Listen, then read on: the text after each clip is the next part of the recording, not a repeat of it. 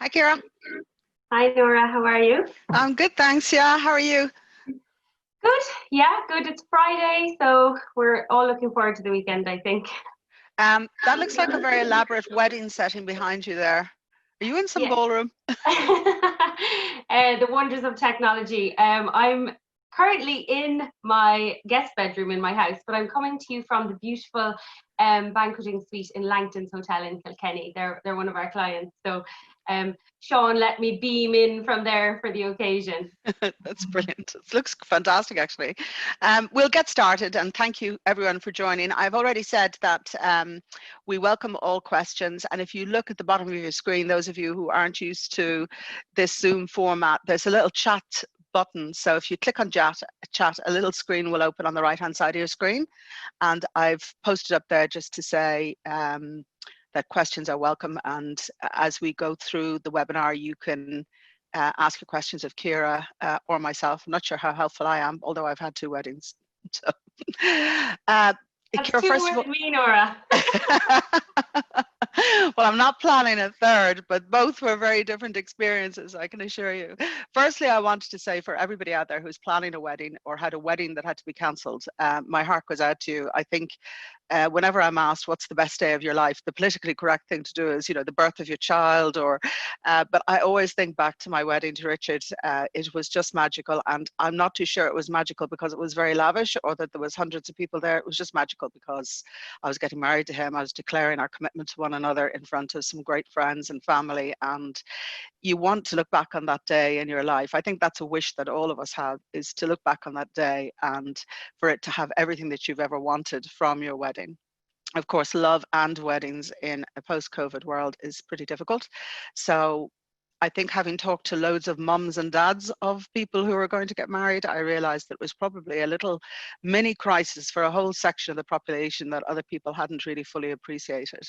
So I reached out to Ciara and said, would you do an Ask the Expert session? So firstly, Ciara, I know I call you an expert, but other people may not know how expert you are. So tell us what makes you an expert in weddings. So my company is called Wedding Dates, and I established it 12 years ago now at the start of the last recession. And in that time, we have worked with hundreds and thousands of couples have used our website and our service to plan their perfect wedding. We connect couples, newly engaged couples, with wedding venues and wedding suppliers. And the key thing it's all around the date. And the date is the first thing, I suppose, when people get engaged. They set their date and then they have to start planning from there. So that tends to be the kind of the catalyst. 2020 was supposed to be a bumper year for weddings. With 2020, it had such a nice ring to it, and now COVID has happened, and it has impacted about 18,000 couples in Ireland. So really, and then you think about their families and their friends. So it really has had a massive impact, and it can't be underestimated, I suppose, the stress that people have gone under over the last years. I can imagine. And those of you who are on the webinar with us, if you're tweeting, just use the hashtag weddings interrupted. I think there's a lot of people who wanted to be on the call today. We will send the webinar out to everybody, but it is nice to let people know if there's any particular insights that come up or ideas that you have yourself that you want to share. Firstly, let's run through the government regulations. Everybody's always very confused about what's opening when and what does it mean for weddings at this moment in time. Yeah, so it's sometimes it feels quite overwhelming to keep up with all of the information that has been coming through. But the latest guidelines state that a lot is opening up on Monday, and weddings for up to 50 people will be allowed from Monday, the 29th of June, and then on the 20th of July is the next phase in 3 weeks' time, and then weddings of up to 100, or gatherings, including weddings of up to 100 people, will be allowed. But Ireland have issued guidelines to the hospitality sector to help kind of dispense the government guidelines down into the individual venue level. So some of the top things that people can expect, when you're entering your venue, there will be hand sanitizer as you enter every room. There will be prominent signage, as I think we've all come to expect, and we're used to now, even from going into our supermarkets, signage, just reminding people about physical distancing. Another thing that's important with the guidelines is around the service, and no kind of self-service will be allowed, so tea, coffee stations, that kind of thing, they'll all be manned by the service personnel in the venue. And a big thing which we're going to get into later, I know, is around the table seating and guest spacing, that has to adhere to the government public health advice. And then another big contentious one is distancing on dance floors. So I know we're going to get into that as well, but that's the guideline. I think now that you've raised it, let's just paint a picture. So imagine I want a wedding for 50. How many can I really have? Because I know that staff have to be taken into account. I don't want photographs of a room with every second seat vacant. What does the tables, what do they look like? How do I manage having no condiments on the table? I mean, literally nothing on the table, no glassware, no condiments. I presume I'm allowed flowers. Just talk me through what that looks like. Yeah, so I suppose our idea of a traditional wedding landscape is what you see behind me. Round tables of 10 people, 10, 12 people is the norm. Those days are gone for the foreseeable future. And the table seating plan is something that's going to have to be worked on really, really carefully between the couple and also the venue. And look, I suppose, obviously we're trying to give advice and guidelines here, but there will be differences with every venue. So you do obviously need to talk to your venue and understand what their space requirements and constraints are. I spoke to one hotelier yesterday who said that because the staff have to be included in the 50 plus any suppliers, so if there's photographers or any other suppliers there, that has to be included. So bearing in mind, it's not necessarily a maximum of 50 for the whole day, it's 50 in the room at any given point in time. So the hotelier that I was speaking to yesterday said he's going to have a maximum of 4 people in the room to serve the wedding, so that the couple can have the maximum amount of guests possible. But look, as I said, every venue will be different, and I suppose people have to be mindful as well that things might take a little bit longer. There won't be any shared items on the table, as you said, so there'll be no salt and pepper, there'll be no butter dishes, even water jugs. So even for serving drinks at the table, pouring water, pouring wine, that'll have to be done by a member of staff. So just bearing in mind, if you want extra guests, that's going to eat into the number of staff that can be there. So then there might be a knock-on effect, I suppose, on just service, if there's, maybe one staff floating between 2 or 3 tables, so just to kind of be very mindful of that. Everybody is working really hard to adapt, and the venues that I work with, they are absolutely flat out trying to get reopened and trying to get their heads around these guidelines as well. So I think a lot of understanding and compassion on both sides definitely needs to be had. So when we look at the table itself, instead of 10 people around the table, if there might be able to be 6. And so if you think of a lot of guest weddings are going in couples or in pairs, so maybe 3 couples at a table, and the couple can be sitting close to each other because presumably they're coming from the same household, and then with another with the distancing then between the next couple. So it'll almost be like kind of the spoke of a wheel, Right. if you will. So that's how the table will look. There will, I think, to make it look elegant, I think flowers are going to have a really big part to play, because as you said, you don't want to look at this empty room with these empty tables. So I think people can be quite playful and creative with their floristry arrangements. Think of, cascading flowers going around the table, and you can get cherry blossom trees on your tables as well. I know some providers offer them. There's some amazing floristry artists all over Ireland they're going to get super creative now, because they're not limited to a small little centerpiece. They will have more space to play with and get creative, and I think the tables can look really beautiful as a result. And Ciara, can I just ask you, so is my microphone okay? Yeah. So the table can have flowers. Can it have candles? I believe it can, absolutely. Great. So you walk into the room, and if you're very clever with your table plan, family members can be seated together. So presumably they can be closer together. Am I right? Yes. So if people Okay. are from the same household, they don't need to have the physical distancing. So if there was, a mum, a dad, 3 kids, if there was a group from one household, they could sit at one table, or indeed maybe you group people into couples. So the table seating is always one of the most contentious issues about any wedding, and it can cause a lot of rows. But it's even more important now to have all of that really, really well thought out in advance. Well, actually, you might have solved a lot of problems for some brides and grooms by being able to say, sorry, you're all sitting together because you're in the same household. And the other tables, there are people who are not of the same household. I'm assuming if there's a couple, they can sit close together, and singles are the ones that have to be spaced out. So there's a couple, 2 seats together, then there's almost an empty seat, not an empty seat, but a space where a seat might be. Then you could have another couple, then a space. So as you say, a table for 10 could be a table for 6. Exactly. So where you're not from the same household, so for example, a single person, there's going to have to be that physical distancing on either side of them at the table. So it is a challenge for sure, but I think it's something that we just have to get creative about, and try to encourage whatever decor is on the table that encourages conversation. So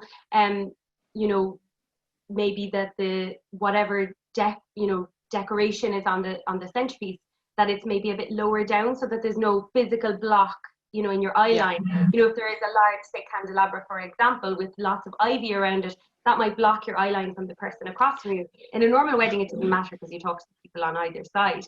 But on, it is. We are going to have to think a little bit more about people who are physically distanced at the table, just to facilitate conversation as much as possible. That's a really good point. And so let's talk about the server, because you've mentioned that you can't actually lift a jug of water or a bottle of wine and pour for yourself. You can't go to the bar, so you're sitting at the table and the server serves everything, the glass of water, the wine, everything. Now, does that server come within a metre distance of you? How do they handle that? So they will have to, but I suppose it's about limiting the time as well. So for example, in shops nowadays, or wherever we are often passing relatively close to somebody, but it's for a very short space of time. So time is a big element to it as well. The staff it's not an official guideline yet, but I know a lot of hotels that I've spoken to, the staff will be wearing masks as well, for extra protection for both themselves and for their guests. So that's something that's going to be really different for people when they go into a hotel or a restaurant or a bar, as things open now, to see people with masks on. We haven't seen it much in supermarkets because they have the plexiglass, whereas now with people moving around more, some of the service staff are likely to be wearing masks. So just that people are aware of that, and I know that the hotels I've spoken to are trying to do a lot to make those masks look really nice and not be very surgical, but at the end of the day, it's something that we just kind of have to make our peace with, I think. So somebody just raised the issue about it'll be a luxury to have your own salt and pepper and butter. I'm assuming that there is sort of an option to personal condiments. I'm not talking about the service station little sachets of salt and pepper and patties of butter, but is there something you can do to make that more elegant?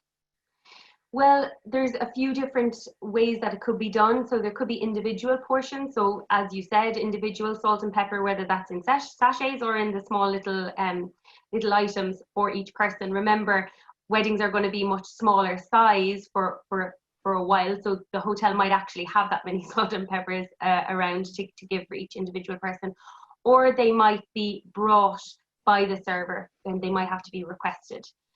So I think that is yet to be seen. I think every venue will probably handle it a little bit differently of what they can do. It might be easier to just do the little sachets, particularly for the salt and pepper, and then bring the butter as it's requested, perhaps. But can we go on to the dancing, please? Because I know that's the one that everybody asks me. Can I have a band? I want to do the first dance. Who's allowed to dance? How do you police people getting up to dance?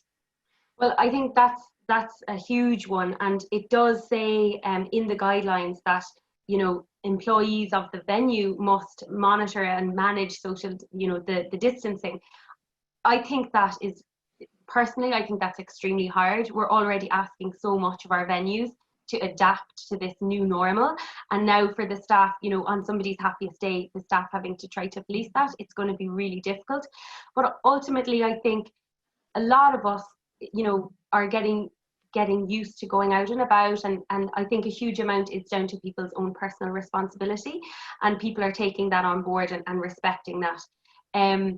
But there will be signage to remind people. I think a big thing, so first of all, just to say that bands and music are allowed, because some people aren't sure of that yet and are asking about that. Is it even allowed? Yes, they are allowed, certainly, but we would have to think about an Irish wedding. People are running up to the band asking requests. People are getting up to do a song. People are taking the guitar. Unfortunately, those things won't be able to happen. There's going to have to be a barrier or some distance between the band and the audience, the dance floor, so that people can't actually go up. There might be a box that people can, throw in their requests, or there might be an app or something. I don't know. I'm sure the bands are going to get super creative about this for people to ask for requests. But going up and whispering into somebody's ear, that's not going to be possible. Dancing absolutely can still take place. The first dance, of course, can take place because the couple are not going to be socially distancing. And then people will just have to be mindful of their space. Now, again, weddings, because of the government guidelines, are going to be much smaller for a while. And typically in Ireland, we're used to bigger weddings, and a lot of our venues are quite large. So in one sense, we're quite lucky because we'll have a large space and less people. So naturally, you'll be able to keep your distance a little bit easier. And I was trying to imagine it myself, and I was thinking, okay, well, if you're doing like a waltz or something, you're in somebody's arms, but you're presumably maybe in a couple with them, so you don't have to do physical distancing. However, then when it's more modern pop music, you're kind of free dancing anyway, so you can try to keep your space. But look, it is going to be hard, and it's going to take a while for people to get used to it, for sure. I know there's questions, and we'll take all of them at the end. It's just this one works with what you've just been talking about, and it's probably a lot of people's concerns, especially if they're inviting elderly relatives. And maybe everyone abides by social distancing and all the signage in the world, but once the drink has been flowing, this is from Jade, I'm worried after the drinks get flowing how the dance floor will be limited to people you live with. There's no way the staff can be expected to remember who is who. So just back to your point that the staff can't be expected to police it, and the bride and groom aren't going to be running around saying, like the priest and Father Ted, 2 meters apart or 1 meter apart. But the reality is that there's an element of I suppose, suck it and see a little about that. There is, absolutely, but there's also every family has the busybody, the Auntie Mary, right, who's putting everyone in their place. So there'll be a certain amount of self-policing within the family, I think.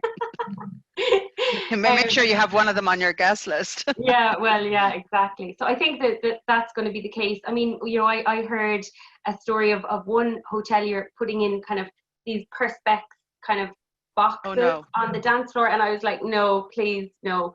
But each to their own. This is, as you said, it is a suck it and see situation, and every venue is going to put in their own precautions for both for their guests and for their employees. But also couples have to, respect that and bring their own level of responsibility to it as well. Just before we go on to taking some questions, so let's say now I'm at a situation where I have a limit of 50 people, and in reality that may be just 35, taking into account the staff, and or 38, and I previously had in my head, or maybe I actually did invite 150 or 200 people. So how do you manage, the best friend who imagines they're your best friend who doesn't make the list, or as you say, the Auntie Marys of this world that we're all encouraged by our parents to invite? How do we elegantly say to people, I know this is an element of understanding, as in they know that things have changed, but how do you sensitively manage that? I think it's a really delicate one, and I think it has to be handled very personally. I think probably, a phone call or a letter or a card to people to explain is probably the best way. I do think, as you said, people have a huge amount of understanding for what's going on, and numbers being more limited. But there is also ways to include people virtually. So we are getting more used to the Zoom technology now, and certainly it's a massive trend that's really taking off in the States at the moment, are these live streamed weddings. And I think, it's always the case of whatever is the trend in the US, it flows over to us eventually. So I do think we are going to see more of that could be broadcast on not just on a tiny little computer screen, but, projected up onto the wall. So other people who are joining from home, they can get dressed up and get involved and maybe be there, certainly for the ceremony, maybe for the champagne toast, maybe, everybody that's joined says a little well wish to the couple, but they can be involved in some way because you still want to include them. And somebody just asked earlier, so we've just done the wedding room. I have a picture in my head of what those tables look like and everything else. But what about the ceremony itself? Whether you're having it in a church or you're having it in a registry office or indeed in the venue itself. How do you space people out there and make sure that everything's safe for people? So it's the same way. So physical distancing still needs to apply. So whether you actually do almost a seating plan for the ceremony, or you mark out the places where people can sit with all of the distancing, they're probably the two ways I could see that happening. Maybe with little cushions or markers or something on the chairs, outlining where people can sit. But it is tricky then, because if people are in the same household, they don't need to keep the distance apart. So that is hard to do. What I'm seeing more of, I actually put it up on our Instagram last night, was an outdoor ceremony. The idea of a whole wedding outdoors in Ireland is probably wishful thinking with our weather, right? But hopefully now, after everything we've been through, we'll get a good summer. But at least for the ceremony, it should be relatively short, and hopefully you could, there might be an opportunity to get a window. And I think when people are outside, the risk of infection is significantly lower. So potentially an outdoor ceremony, you might even be able to have more people attend that outdoors, and then a smaller, more intimate gathering going inside then for the wedding breakfast itself.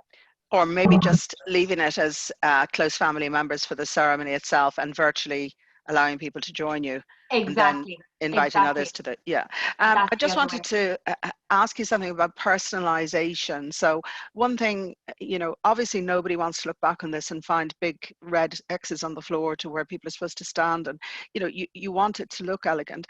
How about things like personalized face masks, or we talked before about the condiments. I know that whenever I've been lucky enough to go to the more elegant hotels of this world and they serve breakfast, they've got some lovely personalized salt and pepper, which is very beautiful, nothing like those sachets.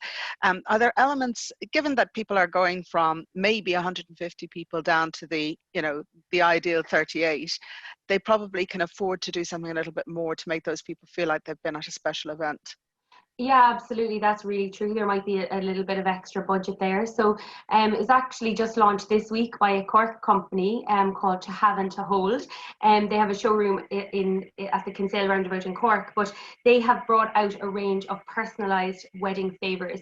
So personalised hand sanitizer, that can be at every guest table seating, personalised tissues, masks, even touch tools, for opening and closing doors.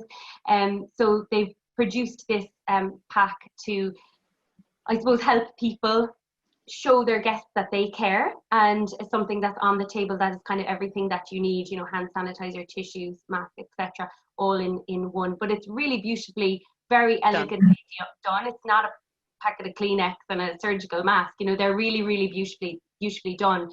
So people that are interested in those personalized wedding favors should check out To Have and To Hold, because they do have a lovely range. And in terms of the physical signage as well, I've seen hotels be very creative with that. So you'll have to excuse me for giving all the shout outs to my Cork friends, but that's what we do in Cork. So I've seen the Metropole Hotel in Cork City have done it really well. They're using hearts on the floor to discern the 2 meters, so that you're standing on a heart. And I think that's really nice, and it's not that, you know, COVID yellow that, I mean, we've all, obviously it's everywhere. The other side of that, I think the yellow was obviously supposed to be a kind of an alarming colour, but now we're seeing it everywhere. We're nearly blind to it again. So the hearts are actually, they really stand out, and it's something different, and, you know, just a little bit more elegant, I think, than a big, you know, a big warning arrow or something. We're going to get into the questions now in a minute, but just, you know, we were talking yesterday about the fact that you have a very optimistic group of brides and grooms who always imagine the world is going to be more wonderful in 6 months' time. So although you can't see into the future, Ciara, there is a sense of, at the moment, 50, soon 100. Those people who are holding out and saying, well, I'll wait till, you know, October, November, December, or January, and I might be able to have my 200 or 300. Talk a little bit about that, the timeline for weddings. So, I mean, it is a tough one. I mean, we are going very much in the right direction in this country, and you know, the numbers are all going well, and we expect obviously 50, 100. That will be for July and for August, certainly. Into September, we could potentially be up at the 150, 200. It remains to be seen. But I was speaking to a hotelier yesterday, and he said that by November, December, he would like to think we'd be back to the normal numbers that, you know, for indoor events. In Switzerland, for example, back in June, they upped their maximum numbers to 300 for indoor events, for events where there can be contact tracing done easily. So where there is an actual attendee list. So not just for 300 of general public, but 300 where everybody is known and identified. And that is obviously the case of the wedding. Contact tracing is very easy to do because the couple knows everybody and knows their email address and their phone number. Just as you mentioned abroad, what about honeymoons? Are most people putting that off for the moment? Yeah, a huge amount of couples have postponed them or cancelled them. I think it's around 45% of people have held off completely. So what people are looking at now is maybe doing a mini moon, you know, something smaller in Ireland. Obviously, our hospitality industry has gone through a really, really hard 2 months. So I want to be a rallying cry to make, you know, encourage everybody to take a staycation this year, whether you're getting married or not. And also hotels are offering what we're calling full moon, so where you actually get to celebrate your original wedding date, and because you know your wedding hasn't been able to happen, or you've postponed it till 2021, but where you still mark your original wedding date with a nice little romantic getaway in your venue. So, you know, look, weddings and uncertainty do not mix, right? We know that, and it is so difficult to plan. And, you know, we are going in the right direction, but, you know, we know Simon Harris keeps reminding us it could go back the other way as well, right? So everybody is trying to adapt, you know, the couples, the venues, the suppliers, everyone is trying to come together. Just a few questions, Ciara. Mairead Cahalan messaged me this morning. She had a few questions for you. Now, some of them relate to bands and live music, and we've kind of done that on the guidelines. But she's raising a question. All food has to be served in individual portions at the reception and throughout. Will things like donut walls and sweet carts be a thing of the past? Would a sweet cart with individual packets of sweet be allowed? What could we do as an alternative? Similarly, can we serve cake after it's being cut? Do you have any solutions to any of those? So definitely donut walls have been a huge trend for the last kind of two years, I would say. Definitely anything like that will not be allowed for now. So donut walls, sweet carts, you know, a lot of us have been to weddings where it's that kind of self-service or a dessert table, you know, that kind of family style sharing of food, or, you know, help yourself, has been a real trend in weddings. So that's definitely going to be gone for now. But certainly for individually wrapped, you know, individual sweet bags, for example, I could see that they would be allowed because they're all individual, but they would have to be, maybe put at the table settings individually, or they'd have to be served by the staff. And in terms of the cake, absolutely. I mean, the cake is food that's coming from the kitchen. So once it's plated up, it will have to be obviously plated onto individual plates as it is at the moment, and served around as the dessert. And Ciara, just a couple of notes here from somebody asked, I'm invited to a wedding on my own in August. If it goes ahead, I don't want to feel completely isolated for the whole day and thinking of not going. Any thoughts?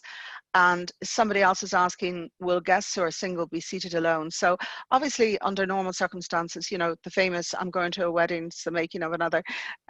It's difficult for single people.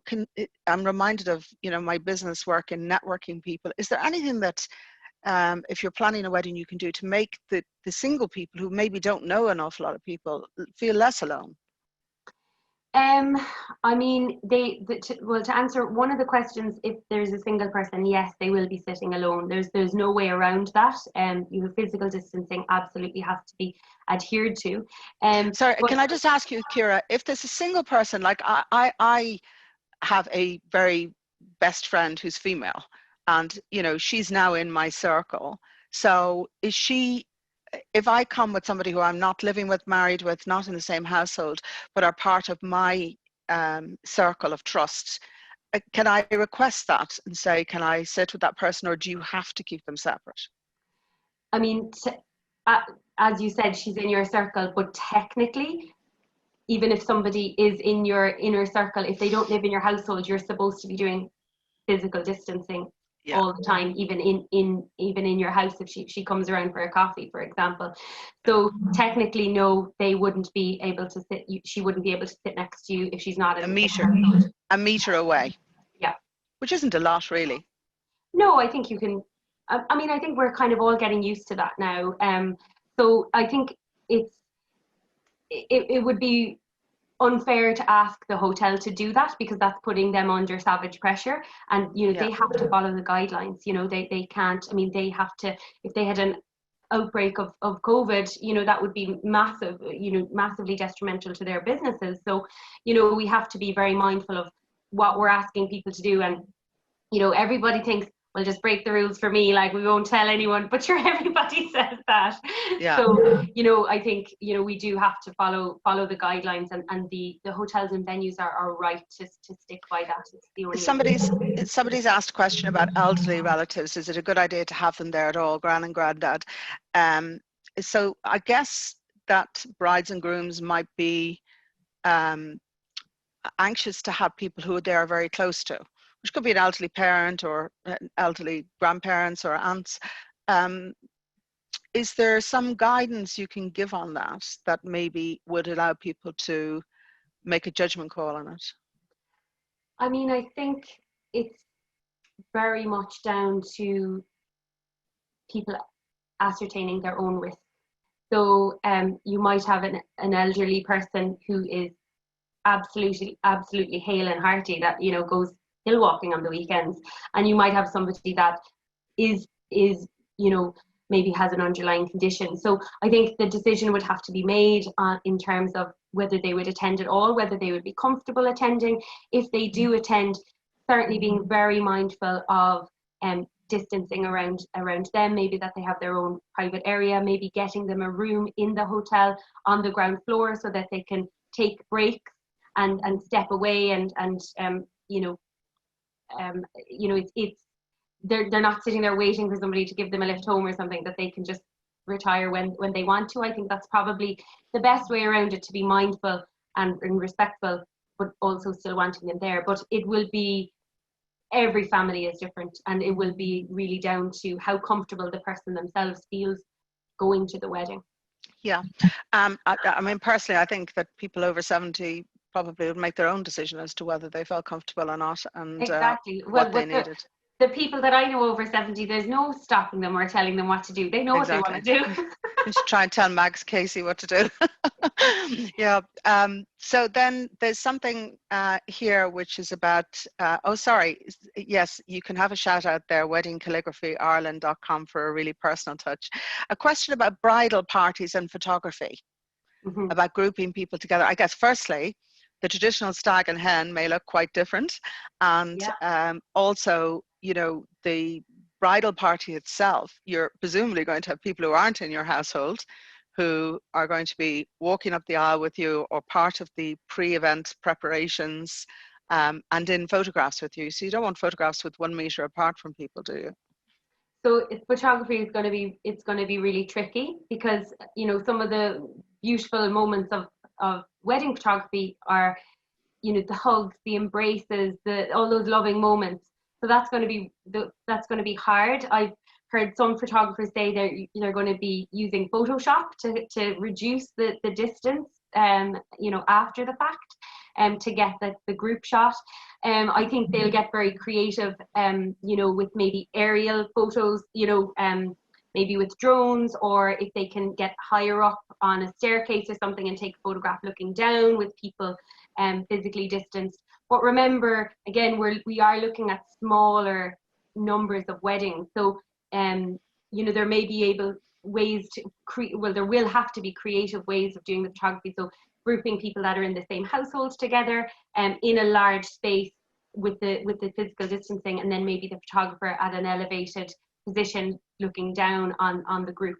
That might be a way to do it, or getting very creative with staggering people if they was outdoors, you know, having people further back. So there's some people, you know, in it going backwards. So, but when you stand back from the photo, they all look that they're kind of in the same line. So look, that's a very good, really good idea. But anyway, you need a photographer who's going to be very creative. And I'm guessing that wedding photographers are already thinking about these things. I mean, it's their bread and butter. So they'll be thinking of, how do I take the photograph? They probably have some creative solutions. Very good question, because I am going to a restaurant for the first time since lockdown this week. And of course, I've been given a time slot of 105 minutes.